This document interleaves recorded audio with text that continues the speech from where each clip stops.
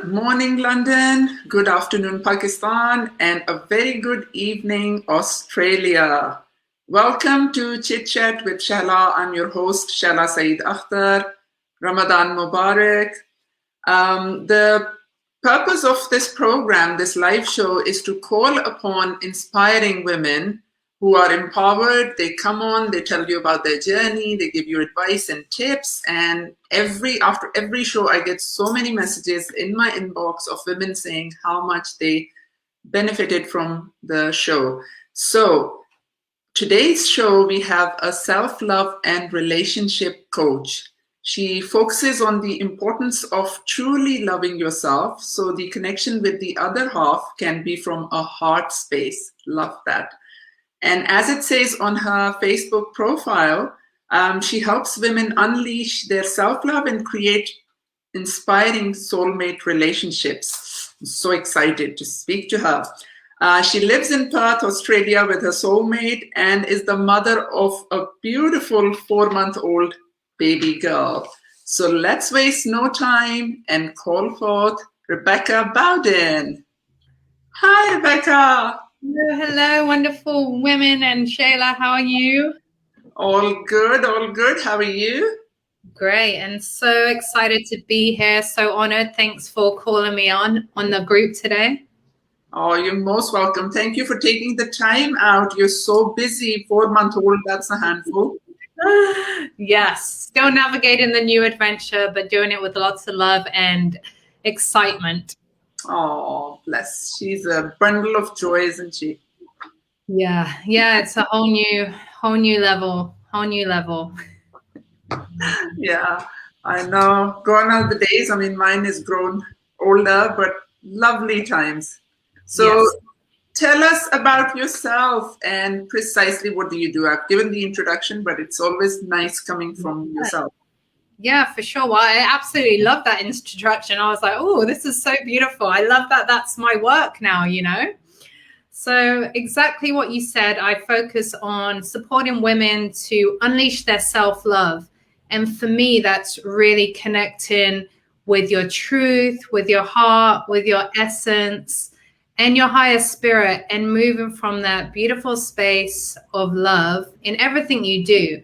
So whether that is pursuing your passions, like starting a business like us, whether it's the work you're doing 9 to 5, whether it's connecting with your partner or with your family, whatever it is, understanding that you have a choice to shift from a fear-based living to a love-based living and move in any direction with that.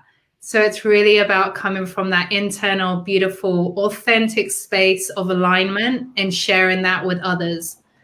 And it's just absolutely wonderful work because, seeing the shifts in my clients and the people I support, going from, again, like that place of fear, of ego, of insecurity, and then choosing to shine their light is just such a beautiful reward to see.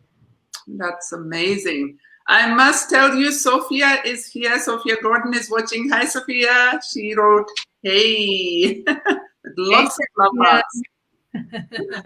So tell us, Rebecca, is there, yes, love all the way.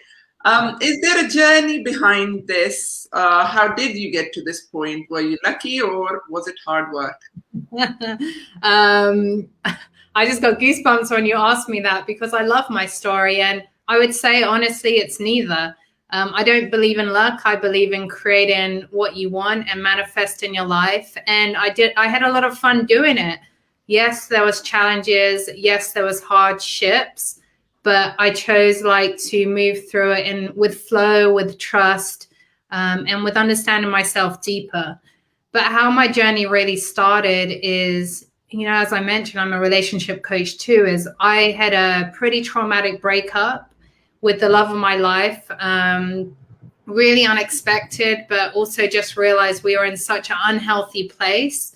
And every day I was not understanding why, because together we have such a beautiful potential to really just shine our light even more together. It's amazing when one person has this beautiful light and then you have another and you guys come together and you just take over the world. but we weren't really doing that. And I couldn't understand why. And after years of trying, I just realized I was, it was depleting my hope. It was depleting my faith in it all. So I decided to step away from the relationship. And it was really traumatic for me because I still loved him so much and I couldn't understand what was going on. But I'm so grateful for that moment, because in that moment, in that light, in that suffering, in that pain, I realized I had been living this life of fear. So my whole life had been about people pleasing, about doing what society expected of me, about showing up to get other people's approval. And that really just came crashing down. And I hit my rock bottom. Yes, it was triggered by the breakup, but I realized I wasn't doing work that I enjoyed. I was playing ice hockey very competitively for Australia. And again, this was something I started doing when I was a kid. So I was just in my comfort zone with it. As we know, we create all our behaviors and patterns and stories between the age of 0 to 7. So I was just doing things that I had learned as a child, but maybe things that not necessarily aligned with me or I valued. So during this rock bottom, I really stepped back and I started deciding in that moment, well, I've been living in so much fear and I've been letting other things validate me externally. How does that look if I go internally? Because, I was just about to hit 30 and honestly, I had achieved everything I had wanted. I had property investments. I had loads of money. I had an amazing job in society wise. I was making 6 figures. I was the highest paid in a male dominated industry in my country, but it all came crashing down and I realized I wasn't actually fulfilled with all of those things. So I stepped back, and through a lot of self-reflection, through working with coaches, working with therapists, I realized, all right, I'd been living a life of fear. So what is it like to live a life of love? And since then, I just got goosebumps. About 4 years ago, my whole life has been about self-love, about exploring myself, about putting myself first, and then sharing that with others. Beautiful. So I'm not sharing my exhaustion. I'm not sharing my fears. I'm not sharing my negative energy. I'm sharing love with everyone. And it's just been an incredible journey since then. So that's what prompted it, triggered by a breakup. But I just had a lot of fun learning and exploring my self-love. Even so, one of the highlights, I ended up in front of Dalai Lama taking teachers with him. Oh, wow. By saying yes to myself. I ended up traveling India and I found myself hanging out with the Dalai Lama. And I was like, this is what saying yes to yourself ends up with, right? Yeah, that sounds amazing. So that was all after the breakup, after the heartache. Yeah. At this point, so I'm actually with the gentleman I broke up with. He's my husband now, and we have this beautiful baby girl. Oh, wow. Oh, that's even better. Yeah. So you invested him back in. Yeah. So it was incredible. And, it gives people a lot of faith that, you can break up with someone, but if the stars align and if you do your inner work, you can really create what you want with that person. True. So, Rekha, I'm interested and curious to know, was it just yourself who was doing the inner work, or your husband did that as well? Yeah, so we actually took, I'd say, about 8 months where we didn't really spend time together. So I didn't really know what journey he was going on, but because as well it was quite traumatic for him, he was definitely doing some personal development. Okay. Different areas, different type, more probably masculine stuff as opposed to the feminine stuff. But yeah, when we came together, we were really open to growing from each other, to learning from each other. And that was really beautiful. So in light of what we would say the inner work is as coaches, I would say I've done probably a lot more than him in that aspect, but he's been amazing at taking it on and absorbing it and exploring it and bouncing off it and teaching me certain things as well where I haven't explored as much. Absolutely. It's a mutual thing. And if you've raised your energy, then they will meet you at that energy somehow or the other. They're going to come and meet you there. So beautiful. So happy to know that. I didn't even know that. Laura is here. Laura McKay is here. She's watching. Shaiza Wasim is watching, and Nadia is saying hello. Hello, everyone. If you have any questions for Rebecca, please put them in. I'll be able to see them, and she can answer. So before we go further, I had set aside some questions. Give us some tips on self-love, Rebecca. How can one incorporate that? And it's essentially missing in a lot of women in particular. Yeah, for sure. So my first point of call, and obviously I've done lots of different trainings around it, but I always come back to what my experience was and how I really rocket launched into self-love myself. And it was through meditation. So before, like I said, I was playing very competitive sports. And when I was going through this heartache, I was running. So I was doing what I knew, just what I knew, what I was comfortable with. And I was running really hard, like really aggressively along a river. And something called me to just sit down and meditate. And I have literally never meditated in my life. And thinking about talking about energy 5 years ago, it'd be like, what? But I sat there next to the river and I just meditated for about 2 hours. And in that 2 hours, I just cried and cried and cried. But I felt so extremely safe. And I felt I've got goosebumps again. This was how I was processing. This was how I was healing. This was how I was calling in my higher power, which in that moment, I didn't even know what that was. So that felt so good to me, even though I was in pain. It felt like the only solace I had had. And you were on your own, completely by yourself. Totally on my own, next to this beautiful river. The sun was shining. And someone actually took a picture of me randomly. So that was really cool. So I have that moment somewhere, like in a picture. And I always just remember it. And at that moment, I was raised Catholic, but a few years before I decided that didn't align with me. So in that moment, sitting on the grass bed of the river, I didn't know what was going on, but I knew something bigger than me was going on. So with all of that connection and that feel good and that comfort, I started meditating pretty much every day. And for me, it wasn't guided. It was just lighting a candle, being in front. I had some, Buddha statues. I had some candles, and I would just sit in silence for like half an hour in the morning, half an hour at evening. And I just have this beautiful stillness and just be with myself. And that just went on and on and on for months and months. And then I was like, wow, this feels so good. I want to explore this more. And this is where I really started that spiritual journey for myself. And now I refer to my higher power as spirit and my spirituality as love.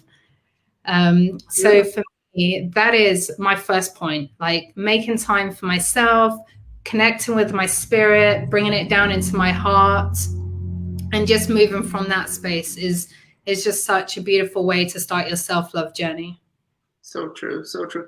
What you're saying is giving me goosebumps, and so much of it I resonate with. A beautiful journey. And one thing that's coming to my mind, and I will share it, is a Rumi quote you may have read. It is through your wound that light enters you. And it's so true that you have to go down that darkness to be able to come up. So for all who are watching, beautiful tips given by Rebecca about self-love, and meditation is ever so important, and nature as well. So that was probably another part. You were close to nature, close to a beautiful river. Yeah, the water, for sure. Yeah. How important is communication in a relationship? And what steps should be taken for an honest, open communication by either parties, and women in particular? What would you say about that? Yeah, totally. So biggest thing I coach on communication. After I first create a foundation of self-love with my women, it's all about how to communicate, again, from this beautiful space of love. So we are never taught how to communicate from a place of love. Usually what we pick up is how to communicate from a righteous space. So a lot of women I start working with, they come on the first call and they go, he's done this, he's not doing this, he won't change, him. And I'm like, all right, cool. So what's going on with you? And one of the messages is, do you want to be right, or do you want to be in love? Do you want to connect? And it's not that we're ever wrong in what we're communicating, but we're usually having these feelings that we have no awareness about, and then we're communicating from them. And usually in regards to relationships, we are literally wired in our DNA for connection as much as we are for food and water to survive. So whenever that's threatened, whenever that beautiful connection is threatened, we go into fear. We go into ego. We get triggered. We're in fight and flight mode. So even if it is, for example, he hasn't done the dishes, we go into, that means he doesn't love me, and he's not making me a priority. He's not making my relationship a priority. And how we end up communicating that, because that's really vulnerable and it's really scary, is, why aren't you doing the dishes? La la la la la la. Right? Which just be like, whoa, dude, even for us as women, if our partners come at us that way as well, it's really like, it's not a beautiful open space. So what we have to realize is that, what is our truth here? When he does the dishes, I'm feeling like I'm not loved, I'm not heard, I'm not supported, I'm neglected. That's okay, but what is it I want? So, hey, honey, sometimes when the dishes aren't done, I feel a lot of pressure on myself. Would it be okay if we could do the dishes together and support each other as a team? So in communication, when we move from this beautiful space of love, instead of blaming, we're expressing our vulnerable feelings ourselves. We're not saying that you've created these feelings. We're not blaming others for creating these feelings, but we're taking ownership and we're expressing them. And then that creates a space to say, hey, like, ask requests. Can you support me here? Because that would be great. Because I want to connect with you. I want to love you. I want to feel like a team. So I think that's where, sorry to cut you. That's where the problem is especially with strong women who are in their masculine roles at work. They find it difficult to ask, and then they go into this blaming energy. So if we shift that, it's so important, as you said, bringing the vulnerability out and just expressing yourself.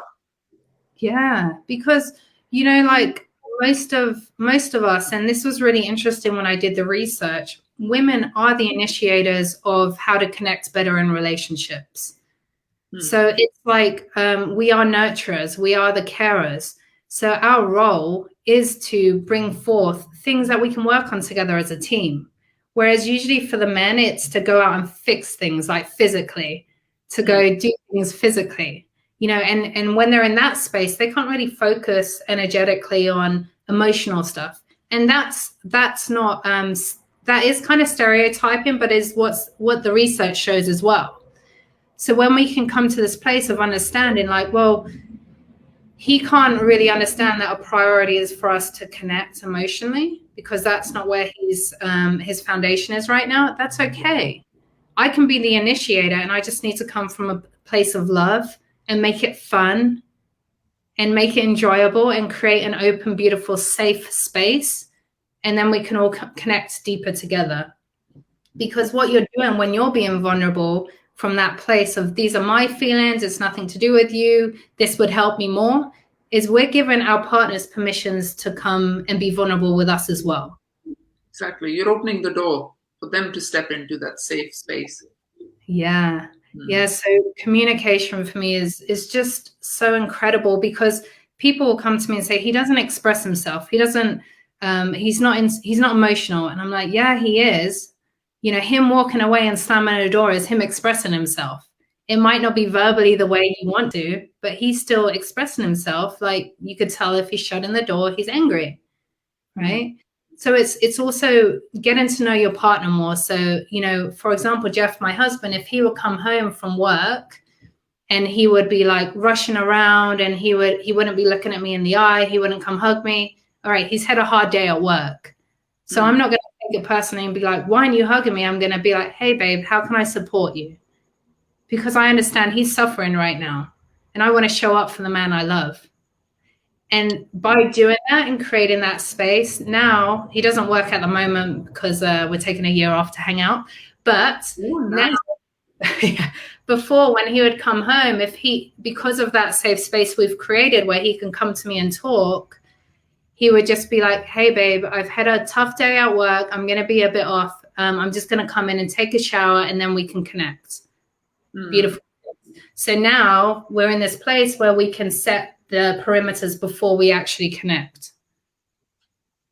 But it takes awareness and it takes practice. And it, first and foremost, it takes understanding that this is a person I love. This is a person I choose every day. How can I support them instead of being right?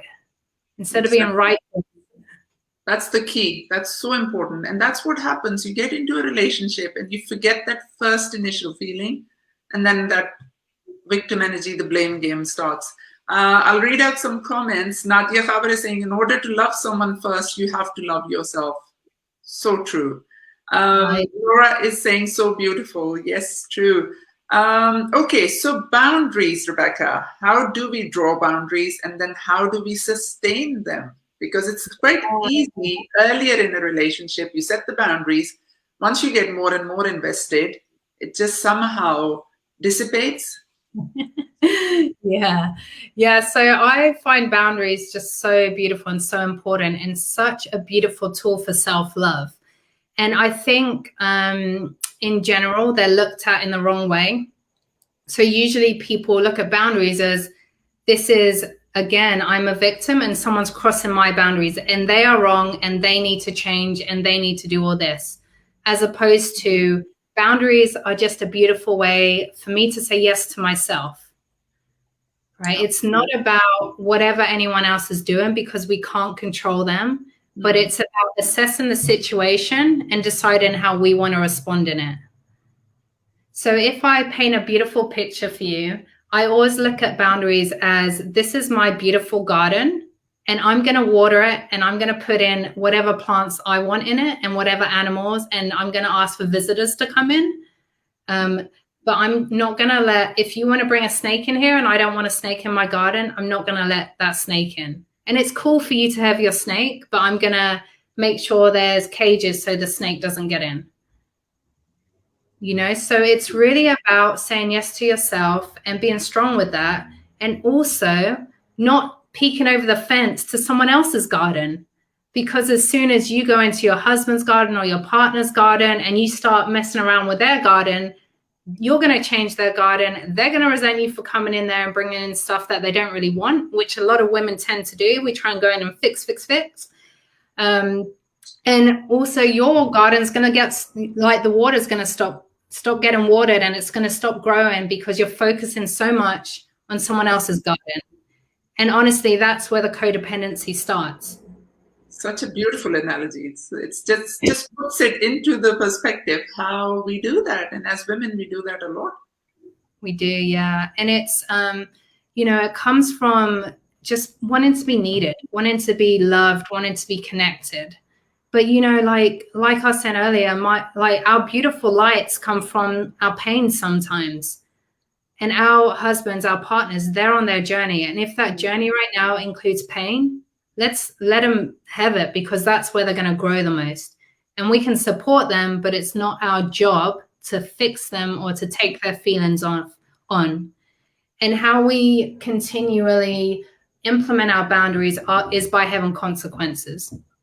So a lot of times people will set a boundary and they'll say something or express something, because not all boundaries have to be verbally expressed. It could just be like physical distance. So you go, like in the case when I broke up with Jeff, I just moved out. I didn't tell him, I just moved out.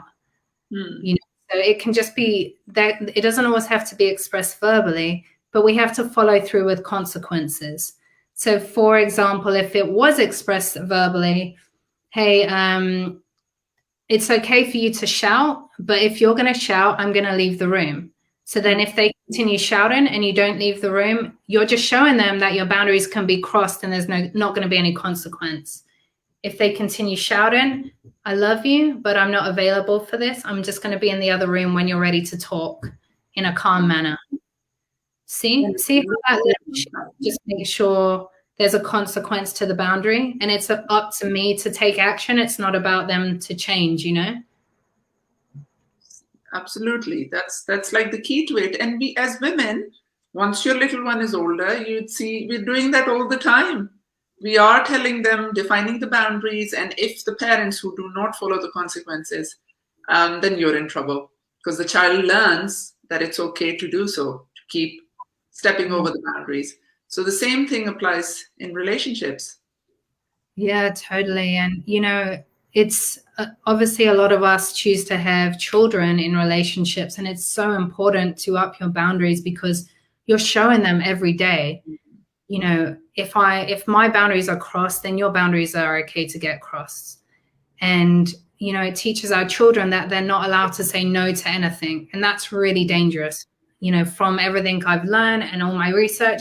And from me going through experiences as a child, not feeling powerful enough to say no to certain things is really dangerous. So it's beautiful, and we'll just flip it around to say yes to us, yes to ourselves, yes to love, yes to connecting with our heart and our truth, and following that beautiful path.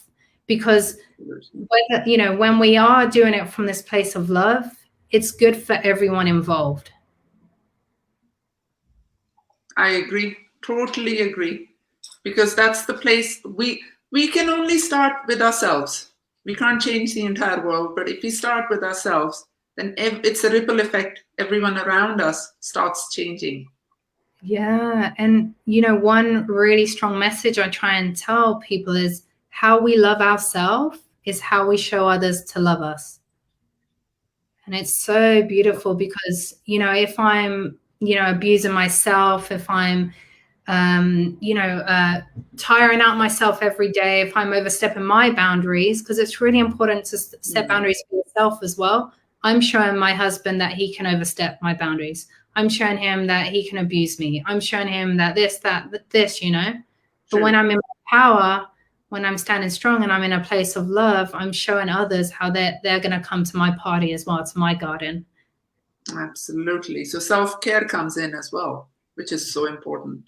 Yeah, we all love a bit of self-care, Absolutely. Conflict resolution, Rebecca, throw some light on that, because you mentioned it.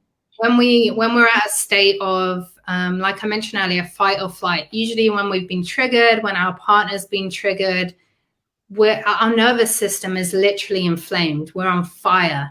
So it doesn't matter what's going on. It doesn't matter what words are being exchanged, but we're at this place where our whole nervous system is blown up. We can't even understand what's going on. We can't comprehend. We're feeling attacked, and all we're going to do is defend and attack back. So as soon as you recognize that you're fired up, that your heart's beating, that you're, that deep anger inside, my advice is go take 20 minutes out, because 20 minutes is how long it takes for our nervous system to settle so we can even comprehend what's going on and make logical, heartfelt decisions. So number one, and whether that's even you seeing your partners in that state, hey, you don't have to walk out. You don't have to slam the door. Hey, love, I'm feeling really triggered. I'm just going to need 20 minutes to calm down. I'll be back. We can discuss this in an open manner. And that's really beautiful, instead of trying to resolve something when both of you are at this heightened state, right? So for me, number one is go take 20 minutes out, go make sure you're not thinking about what's going on, meditate, connect with nature, go on a walk, go for a run, hang out with your dog, whatever it is that calms you down or brings you to a state of joy. And then use that space to recognize again that I choose this partner. I love him. I love her. I want to show up. I want to support. And that way you can come back and you guys can create a solution to whatever's going on. So my first tip is always to just recognize, some people I know will, they have the fit bands, and then when the heart rate goes above 100, that's like no-go zone, right? So as soon as you're above 100, get out of there. And then really good advice. So you must have seen, because you're a coach, you're telling women, you've experienced with yourself. So usually in the 20 minutes, if the woman has stepped away or one of the partners has stepped away, does the other partner calm down as well? Yeah. So you can even, you guys, before, it depends where you're at in the relationship, but they're going to also have 20 minutes, right, to chill out, to do whatever. Even if they are still heightened, like we said earlier, it only takes one light to shine in darkness. So even if, for example, you're like coming at me and I'm like, hey, I love you. I want to be there for you. I want to show up for you. You know, that person's eventually going to get a bit bored of trying to fight. True. But again, it comes back to the boundaries. If you come back and they're still going at it, hey, I'm ready and available when you're ready to speak to me in a beautiful manner, and we can actually approach this from a place of love. Yeah. So you could step away again if need be. Yeah, for sure. And at first, that's probably what it's going to take. You know, it's a new behavior, right? It's a learned behavior, so it takes practice. And then they will learn. Yes, yeah. And usually, to be honest, it's usually the men that need a bit more space. The women are the ones that usually want to talk, and figure it out on the spot. Men are usually wanting space. So if you as a woman said, hey, I think it's a really good idea for us both to take a breather, they'll probably be like, yeah, that's fine. Appreciate it. And we'll stop the woman. Sorry, if I cut you there, Rebecca, was there something else we're gonna get into, a point about conflict resolution, or was that it? No, I think there's so much I could dive into, to be honest, but that one is really powerful and that really started the show for me. So anyone who's looking at connecting and like you said, conflict resolution, start there and just understand that it's just your brain, it's just your ego, it's just your nervous system that's flaring up. So it's not really going to be, there's not going to be any logical thoughts. There's not going to be any true thoughts. You're going to be saying things that you don't mean. So just chill out, take a break. Know that 20 minutes alone and connecting to something beautiful will bring love and connection back into your relationship. True. Absolutely. A wonderful piece of advice. I'm afraid that we'd have to wrap up now because it usually runs for 30 minutes. Is there anything you would like to say before we finish the program? A quotation or a poem or something, a piece of advice, although you've given us so many wonderful tips. Yeah, it's gone so quick. It's just so amazing to chat to you. Thank you for having me here. But yeah, the most powerful thing for me is to just remember, like, how you love yourself is how you're showing others to love you. That for me, for what I do, it's the most powerful. And if any of you want to reach out and want to have further chats, know that I'm available and I'm around, and I'm all about supporting you guys. And what a beautiful group of empowered women rising up. Let's show up and support each other and keep doing this beautiful work. And thank you so much for facilitating all of this. My pleasure. And thank you so much, Rebecca, for coming on. Laura has written, this has been fab. Thanks, guys. Thank you, Laura, for watching. And thanks to everyone who was watching. And it will be available for a replay, so you can watch it again. Thank you for taking the time out and giving us such wonderful tips. My absolute pleasure. And I'll catch you guys soon. Of course. Bye. Bye, guys. Bye, Shehla. Bye-bye.